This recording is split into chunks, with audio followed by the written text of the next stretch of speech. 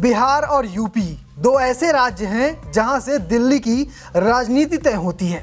लोकसभा चुनाव 2024 के मतदान 7 चरण में हुए और वो आज खत्म हो गए हैं। 7 चरण बाद एग्जिट पोल आता है।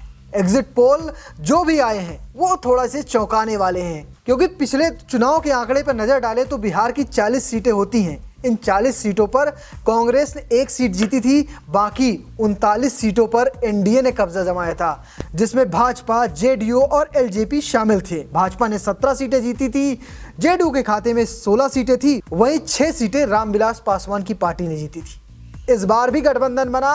इस बार गठबंधन थोड़ा बड़ा बना।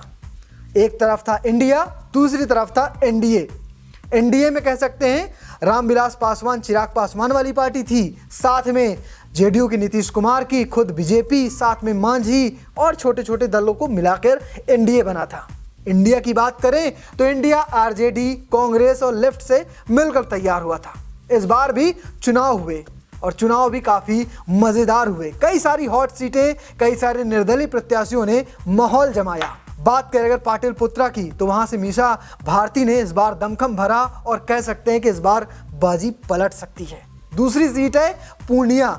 इस बार खूब चर्चा हुई है, कारण पप्पू यादव कुछ दिन पहले ही कांग्रेस में आए थे और अब की बार चुनाव आया तो अकेले ही मैदान में उतर गए और ऐसा लड़े कि हर कोई चर्चा कर रहा है, एग्जिट पोल भी उनके पक्ष में जा रहा है। तो 2 बड़ी सीटें हैं जिन पर खूब चर्चा हो रही है। एक सीट है जिस पर सबकी नजर है, काराकाट, जिसमें आज ही मतदान हुआ है, लेकिन चर्चा उसकी भी क्यों है, क्योंकि वहां से भोजपुरी के सुपरस्टार पवन है।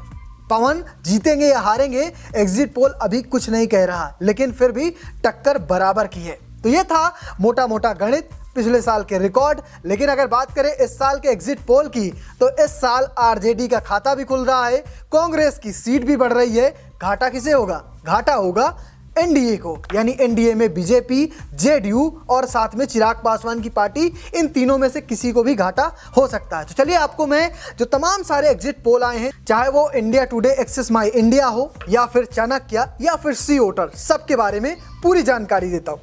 अगर बात करें इंडिया टुडे, एक्सिस माई इंडिया की, तो उसके मुताबिक बीजेपी ने यहाँ 13 से 15 सीटें जीतने वाली है, जेडीयू यहाँ पर 9 से 11 सीटें जीतने वाली है, जबकि आरजेडी 0 से बढ़कर 6 से 7 सीटें होने वाली है।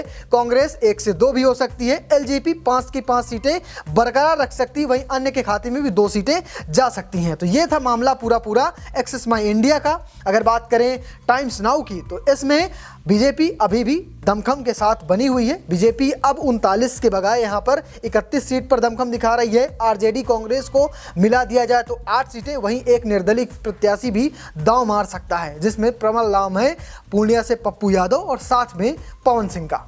इसके बाद बात करते हैं न्यूज़ 24 चाणक्य की। इसके मुताबिक बिहार की 40 सीटों में से बीजेपी 36 सीट जीत सकती है, वहीं इंडिया यानी कि आरजेडी और कांग्रेस के खाते में 4 सीटें जा सकती हैं। ये 3 एग्जिट पोल तो आपने देख लिए, इसमें आरजेडी को थोड़ी सी बढ़त मिल रही है। चौथा एग्जिट पोल है इंडिया टीवी का। उसके मुताबिक बीजेपी यहाँ पर 32 से 37 सीट जीत सकती है, जबकि आरजेडी और कांग्रेस पर नजर डालें तो वो 5 से 7 सीटें हो सकती हैं।